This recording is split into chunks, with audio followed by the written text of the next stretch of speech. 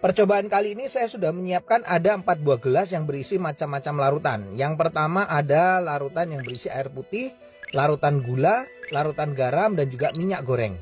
Dan masing-masing larutan nanti saya akan campurkan dengan sel darah manusia. Ini adalah darah manusia yang sudah ambil menggunakan jarum suntik. Nah, lalu saya akan teteskan pertama kali pada larutan yang pertama, yaitu air putih.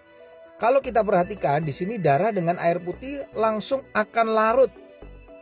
Bahkan ini saya siapkan ada batang pengaduk, saya akan aduk sampai dengan merata, dan di bagian batang pengaduknya pun juga tampak bersih, tidak ada darah yang menempel.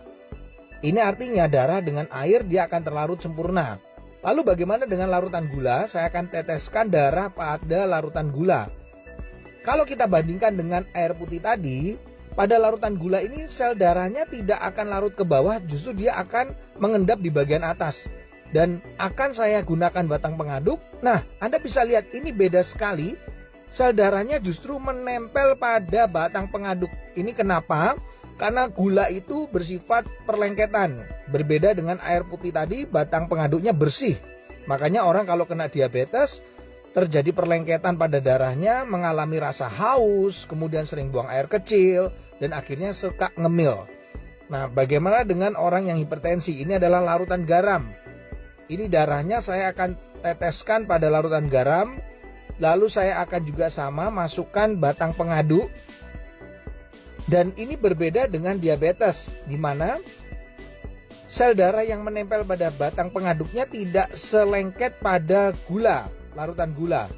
Tapi yang membedakan pada orang darah tinggi atau hipertensi yang terlalu sering makan asin-asin, ini kelihatan sel darah merahnya akan terurai, dia akan rusak, dia akan pecah.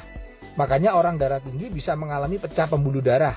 Yang terakhir saya akan teteskan darah ini di dalam minyak goreng. Nah, kalau saya teteskan ini langsung bisa terlihat sel darahnya nggak bisa larut, tidak juga ya mengendap di bagian atas, tapi justru menggumpal-gumpal. Ini membuktikan bahwa orang yang tinggi kolesterolnya akan mengakibatkan penggumpalan sel darah. Jadi sel darahnya akan menggumpal-gumpal, dan ini yang bisa menimbulkan penyumbatan pada pembuluh darah.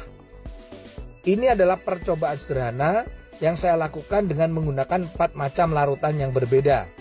Semoga percobaan ini bisa menjadi inspirasi untuk kita agar tetap sehat.